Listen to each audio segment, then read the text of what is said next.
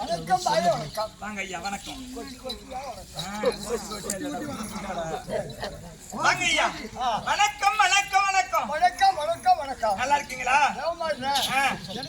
சபையை பார்த்தாயா? இது எப்பேற்பட்ட சபை? தெய்வ ராஜ்யம் பொருந்திய சபை என்று சொன்னால் இந்த மாதிரி கூட்டத்தை எங்க பார்க்கலாம்? இந்த கூட்டத்தையா சரியா 12 மணிக்கு மேல் போய் பாரு. வேற எங்கேயும் கூடுறது இல்ல. எந்த உலகத்துல பொம்னாட்டி போனா டாஸ்மார்க்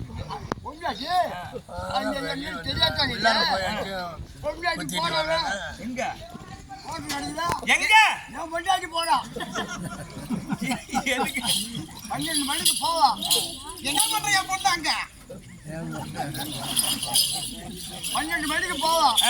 ஒரு கோட்டு வாங்குவான். இப்படி ஒரு தட்டு இப்படி ஒரு தட்டு சொல்லி விடுற பையன் ஒரு திருவி அவன் பாதி சாட்டு பாதி எனக்கு கொடுப்பான். நல்ல பொம்பளைங்க செய்ய மாட்டாங்க. தேவலோகத்திலே கூடுவது, தில்லையிலே கூடுவது, டெல்லியிலே கூடுவது, இங்கே கூடியிருக்கும்படியான சபை. ஆமா, இறையருளை பெறுவதற்காக மெய்யன்பர்களால் கூட்டப்பட்ட இந்த இறை பருளை பெற்ற இந்த சபை இல்லையா? இப்போ இந்த மாதிரி கூட்டத்துல எல்லாரும் சைலன்ட். இந்த மாதிரி கூட்டத்துல எல்லாரும் வந்து உட்கார முடியாது. ஏன்? இறையருளை பெற்றவர்கள் எவரோ அவங்க தான் இந்த கூட்டத்துல வந்து உட்காரலாம். ஆமா, எத்தனை பேர் இந்த ஊர்ல இருந்தாலும் இப்ப கொஞ்சம் பேர் தான் வந்து உட்கார்ந்து இருக்காங்க. மீதி பேர் வீட்டுல படுத்திருக்காங்க. இறையருளை பெற்றவர்கள் தான் இந்த கூட்டம். அதுபோல இறையன்பர்களால் கூட்டப்பட்ட இந்த கூட்டம். ஆமா, நாட்டுக்கு மேன்மைப்படுத்த இருக்கும்படியான இந்த காலசமுத்திரம் என்ற நகரத்திலே குடிகொண்டு விட்டு இருக்கும்படியான ஏழை மக்களுக்கு அன்பு அளிக்கும்படியான அகிலாண்ட கோடி பிரம்மாண்ட நாடகர் எங்கள் இஷ்டகுல தெய்வம் கோமதுரை சுவாமிக்கு வேண்டி 3வது வருட அன்னதான பெருவிழா அன்னதான பெருவிழாவை நடத்தி இன்று ஓரிரவு தெருக்கூத்திற்கு வாய்ப்பு இல்லையா? அதனால இது எதற்காக கூட்டப்பட்ட சபை? ஐயா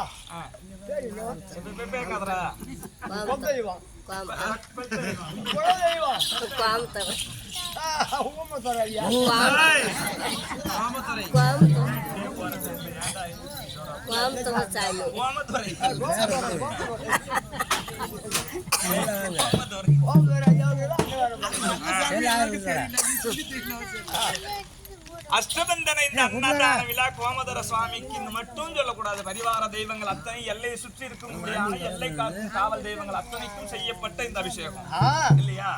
ஒரு தெய்வத்துக்கு மட்டும் பிரிச்சு பேசக்கூடாது. எல்லா தெய்வங்களுக்கும் செய்த இந்த பரிவார அர்ச்சனை இது இல்லையா? அது எதுக்காக செய்யறாங்க? கடவுளை மனிதன் பார்க்க முடியுமா? முடியாது. ஏன் முடியாது? சாமியே இல்லைன்னா எப்படி அன்னதானம் போட்டிருப்பாங்க? எதுவும் பார்த்தா அப்படித்தான் தெரியுது. சாமி இருக்கு, பார்க்கலாம். தன்னிலையை அறிந்தவர் கடவுளை கண்டறியலாம். முதல்ல நாம் எதற்காக பிறந்தோம் இந்த மண்ணில் என்பதை எவன் ஒருவன் உணர்ந்தானோ அதற்காக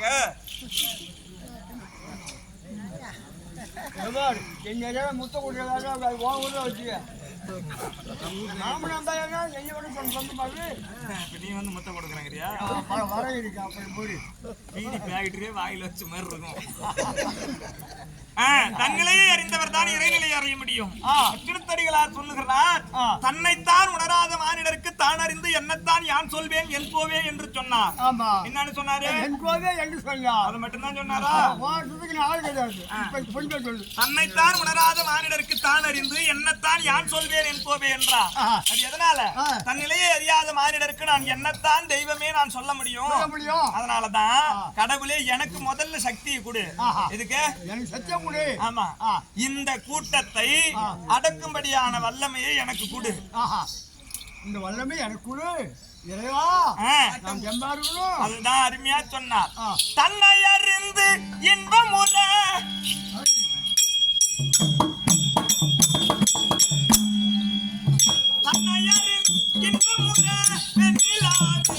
ஒரு தந்திரம் நீ சொல்ல வேண்டும்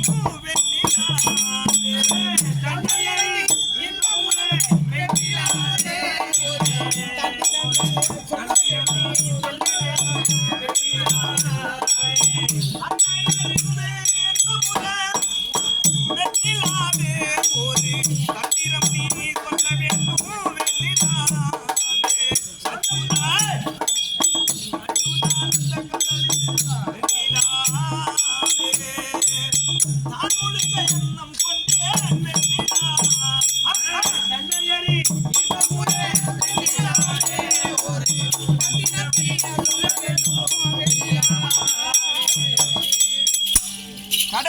பிரார்த்தனை வைக்கிறோம்னு சொன்னா எனக்கு சொத்து பத்து கொடு பணம் பொருளை கொடுன்னு கேட்கக்கூடிய பிரார்த்தனை வைக்க கூடாது.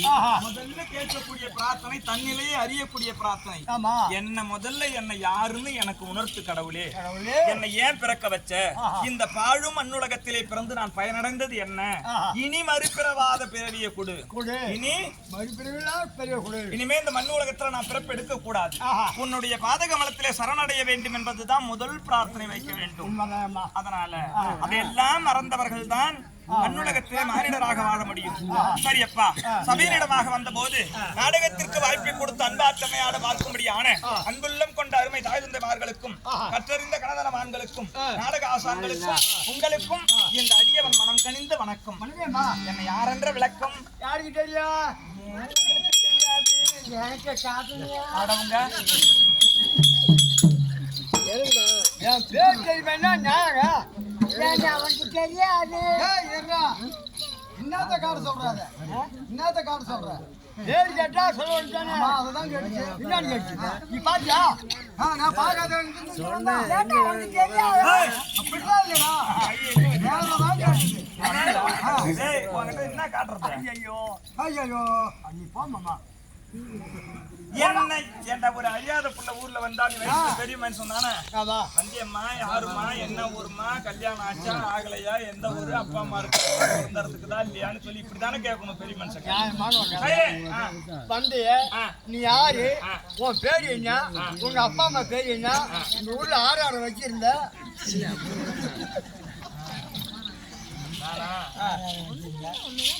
அந்த வேலை செய்யறாள். சரி போ, என்னை யார் என்று விளக்கம் எனக்கு புரியவில்லை. நான் யார் என்பதை நானே சொல்கிறேன். கவனமாக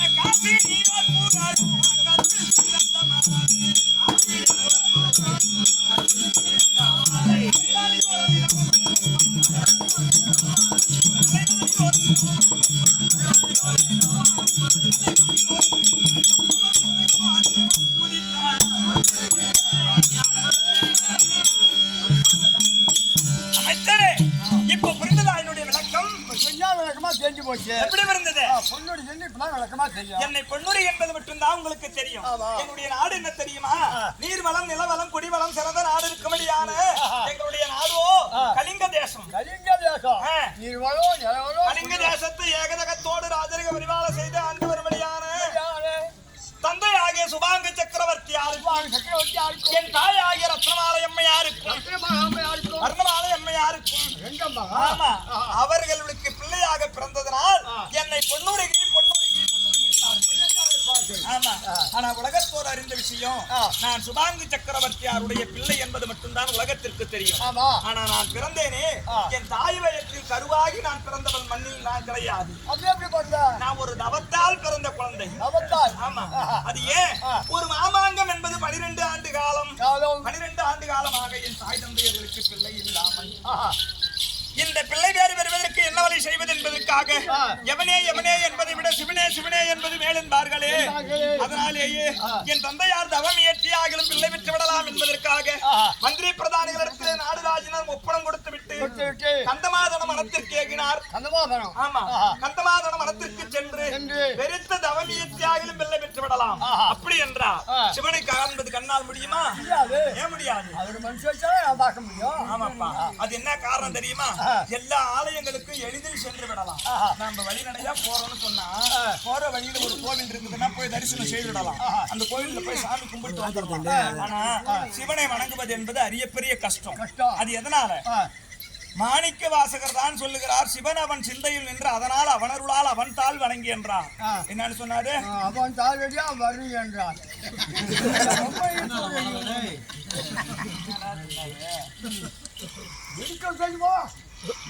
சிவன் அவன் சிந்தையில் நின்று அதனால் அவனருளால் அவன் தாள் வணங்கி என்றார்.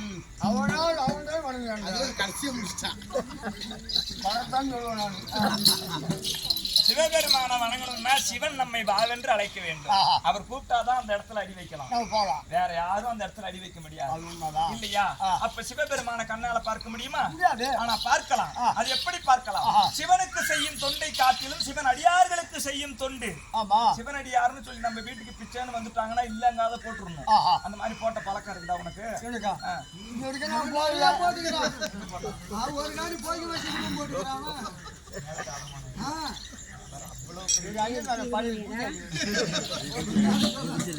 அப்ப சிவனடியார்களுக்கு செய்யற தொண்டு அது சிவனுக்கே செய்யும்படியான தொண்டு. ஏன் தெரியுமா? சிவன் நாம் எந்த அளவுக்கு ஆத்ம பரீரமாக அவரை தரிசனம் செய்யறோமோ, அவரை பக்தியா வேண்டறோமோ, அதை விடவும் கீழ்பட்டவரா வருவாரா நம்ம கிட்ட காட்சி கொடுக்க. அதனாலதான் சிவனுக்கு செய்யும் தொண்டை விடணும் சிவனடியாருக்கு செய்யும் தொண்டு பெரிது. அப்படி என்பதற்காக கலைக்கோட்டு மகாமுனிவர் அங்கே தவம் புரிந்து கொண்டிருந்தார். கலைக்கோட்டு மகாமுனிவரை கண்ணால் கண்டு இவர் சிவனடியார் அல்லவா, இவரிடத்திலே கேட்டு விஷயத்தை தெரிந்து கொள்ளலாம். அப்படி என்று அந்த என் தந்தையார் சுபாங்கி சக்கரவர்த்தி கலிங்க தேசத்து மன்னர் போய் எங்க அப்பா கலைக்கோட்டு மகாமுனிவர் பாதத்திலே சாஷ்டாங்கமாக விழுந்து, ஐயா முனிநாதா, பிள்ளை பேரு இல்லாதவர்களுக்கு உலகத்துல பெரிய செல்வமே பிள்ளை பேரு தான். பிள்ளை இல்லாத அம்மா சம்பாதிச்சாலும் எதுவும் ஆக போறது கிடையாது இல்லையா? கோடி கோடியா சொத்து சம்பாதித்தாலும் ஒன்னும் புண்ணியம் கிடையாது. பிள்ளை என்பது ஒன்று இருக்க வேண்டும். அதனால எனக்கு பிள்ளை பேரு வேண்டும், நான் மாண்டாள் என் நாடு ஆள வேண்டும், எனக்கு பிள்ளை பேரு பெறுவதற்கு ஒரு வழியை சொல்லுங்கள் என்றார். அப்போ கலைக்கோட்டம் காமனிவர் சொல்லுகின்றார், நீதி சாஸ்திரத்தின்படி ஒரு பெண்ணாகப்பட்டவள் 4 வழியில பிள்ளை பெற்றுக் கொள்ளலாம். 4 வழியில பிள்ளை பெறலாம்.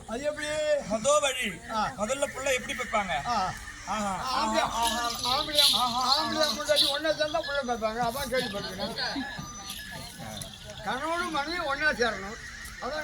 கணவனும் மனைவியும் கூடி கலந்தல்லவா ஒரு பெண்ணை பெற்று ஒரு குழந்தையை பெற்றெடுக்கலாம்.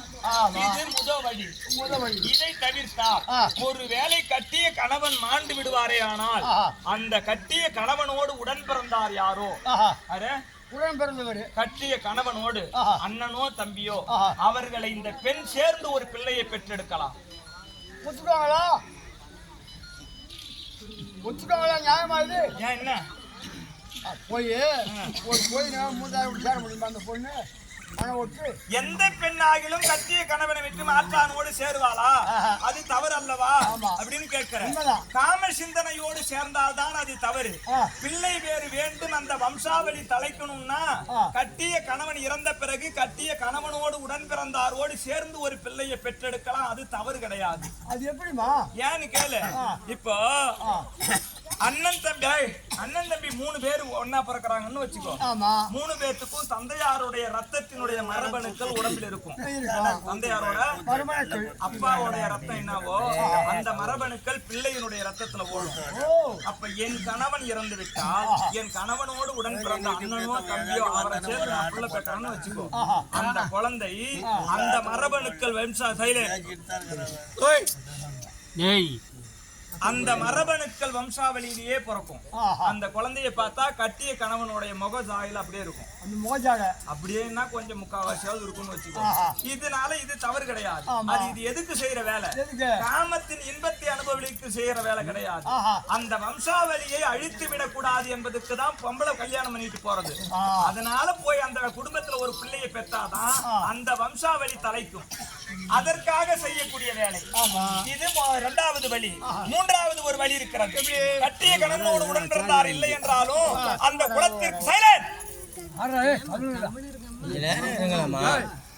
அந்த குலத்திற்கு ஆச்சாரியார் எவரோ, ஆச்சாரியார்னா குருநாதர், ஆச்சாரியாரோ அந்த ஆச்சாரியாரை சேர்ந்து ஒரு பிள்ளை பெற்றுக்கலாம். நான் ஒத்துக்க மாட்டேன். ஏன் ஒத்துக்க மாட்டேன்?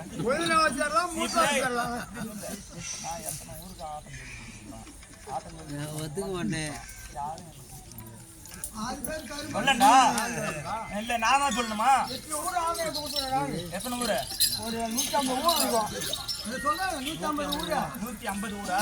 ஆட்டம் கத்து விட்டவங்க போறான் பூரா பாதி பேர் மெட்ராஸ் போட்டா, பாதி பேர் கருப்பேட்டை போட்டான், பாதி பேர் செத்து விட்டான். ஆமா பாதி பேர் போய் சேர்ந்தான். இன்னும் எவனா ஆட்டத்துக்குன்னு வரல. ஒரு பையன் கூட இன்னும் தெரியாது என்னன்னு சொல்றா. உட்காந்து ஆட்டம் பாப்பானு எவன் வந்து எண்ணி போடுறான்.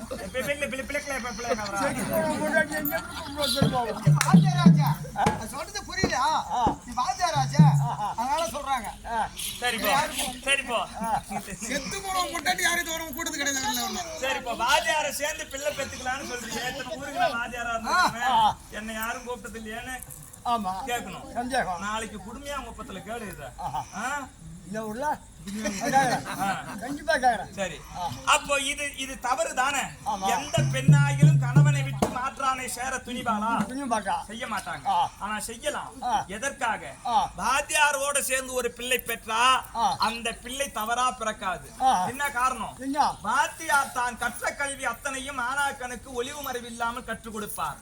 வாத்தியார் கல்வியை கற்று என்ன நன்னடத்தையோடு நடக்கின்றாரோ அது போல மாணாக்கன் நடப்பான். அப்ப வாத்தியாரோட சேர்ந்து பிள்ளை பிறந்துருச்சுன்னு வச்சுக்கோ, அந்த பிள்ளை எந்த மாதிரி இருக்கும்? வாத்தியார் கிட்ட பிள்ளை பாடம் கத்துக்கிட்டது யாரு? என் புருஷன் வச்சுக்கோ. என் புருஷன் எப்படி நன்னடத்தையோடு வாழ்ந்தாரோ அந்த கல்வி அறிவு என் பிள்ளைக்கு இருக்கும். இந்த கல்வி அறிவோடு பிள்ளை வீதியில் நடக்கும் போது பரவாயில்ல, அவங்க அப்பா மாதிரியா இருக்கிறான், அவங்க அப்பா மாதிரியா பேசுறான் அப்படின்னு சொல்லுவாங்க. இதுலயும் பழுது கிடையாது. இந்த 3 வேலையில ஒரு வேலையை புருஷனோட சேர்ந்து செய்ய வேலையை செய்வாங்க. இந்த 2 வேலையை யாரும் செய்ய மாட்டாங்க. 4வது ஒரு வேலை தவம் ஏற்றி பிள்ளை பெருக்கலாம், யாகம் செய்து. ஆமா, அதனால இந்த 4 வழியில எந்த வழி வேணும்னு சொல்லி கேட்கிறார் கலைக்கோட்ட மகாமணி. ஐயா, தவம் ஏற்றி பிள்ளை பெறலாம்னு சொன்னீங்களே, அந்த தவத்தால் எனக்கு ஒரு பிள்ளை பெற்று கொடுங்க அப்படின்னு கேட்டாரு. தவம் செய்ய வேண்டுமே ஆனால் மண்ணுலகத்திலும் சரி விண்ணுலகத்திலும் சரி எந்த ஒரு யாரும் செய்யாத ஒரு யாகம் ஒரு பொன்னியாகும். பொன்னியாகம் செய்தால் அதிலிருந்து உனக்கு ஒரு குழந்தை பிறக்கும் அப்படி என்று கலைக்கோட்டும் மகாமணிவர் சொல்ல, அந்த வார்த்தையை கேட்டு வேதத்தை ஓதுபவர்கள் யார் தெரியுமா? வேத விற்பனர்கள், முனிவர்கள், ரிஷி புங்கவர்கள், பிராமணர்கள், இவர்கள் தான் வேதம் ஓதுவார்கள். ஆனா நாம வேதத்திற்கு பொருள் ஏற்றி தர முடியுமோ தவிர வேதம் நாம உட்கார்ந்து ஓத முடியுமா? வேதத்தை கற்றவர்கள் தான் வேதம் ஓதலாம். அதனால முனிநாதா, என் நாட்டிற்கு எனக்கு பிள்ளை பேர் உண்டாவதற்கு நீங்களே ஒரு பெருத்த யாகத்தை நடத்தி கொடுங்கள் என்று கேட்கிறார். அந்த கேட்ட வார்த்தையின் பிரகாரமாக என் நாட்டிலே என்ன நடந்தது தெரியுமா? பல முனிவரை கூட்டி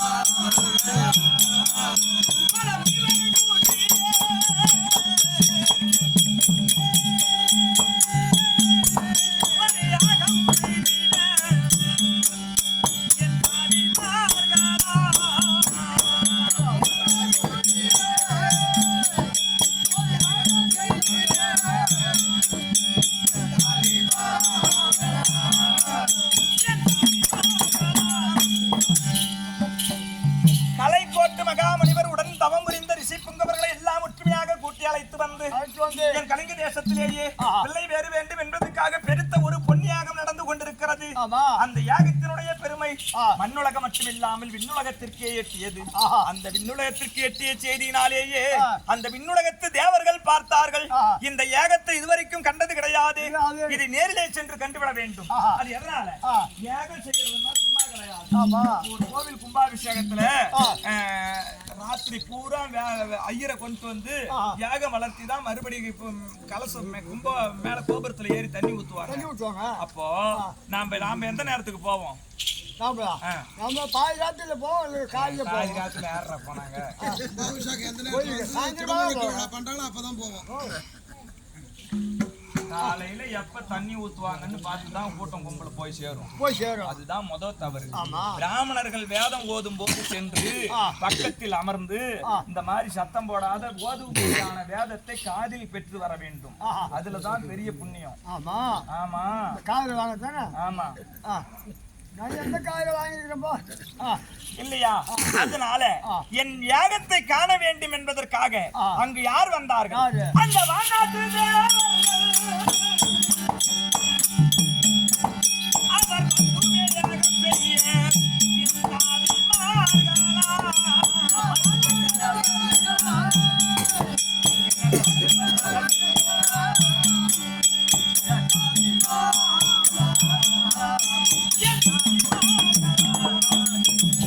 விண்ணுலகத்திலே இருந்து 33 கோடி தேவர்கள், 34 ரிஷிமார்கள், கிண்ணறர், கெம்பருடர், சித்தி வித்யாதனர், நவநாத சித்தர்கள், தேவேந்திரனோடு இந்திராணி அம்மையார், நாரத பெருந்தகையார் எல்லோரும் ஒற்றுமையாக என் வேள்வியை காண்பதற்கு வந்தார்கள். ஆமா, அப்படி வந்த உடனேயே வேள்வியினுடைய அவிர்ப்பணம் ஒன்றும் கிடைக்கவில்லை என்று சொல்லி என் தந்தையார் மனச்சோர்வற்று அமைந்திருக்கிற போது அப்போ பார்த்தாங்க இந்திராணி அம்மையார்.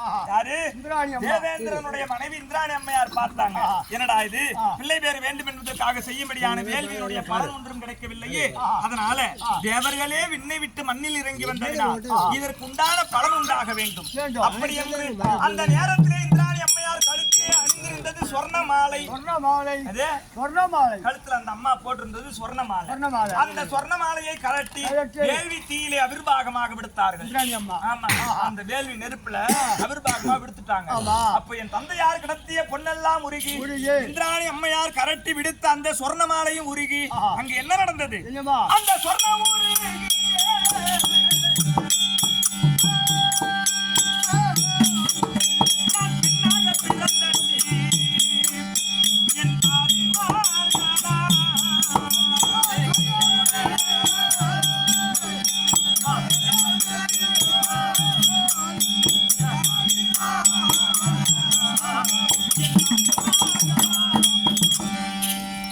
தந்தையார் கிடத்திய பொன்னெல்லாம் உருகி இந்திராணி அம்மையாருடைய சொர்ணமாலையும் உருகி அந்த வேள்வி தீயிலே இருந்து ஒரு அழகான பொன் பதுமை பிறந்தது. பதுமைனா பொம்மை. பதுமைனா பொம்மை.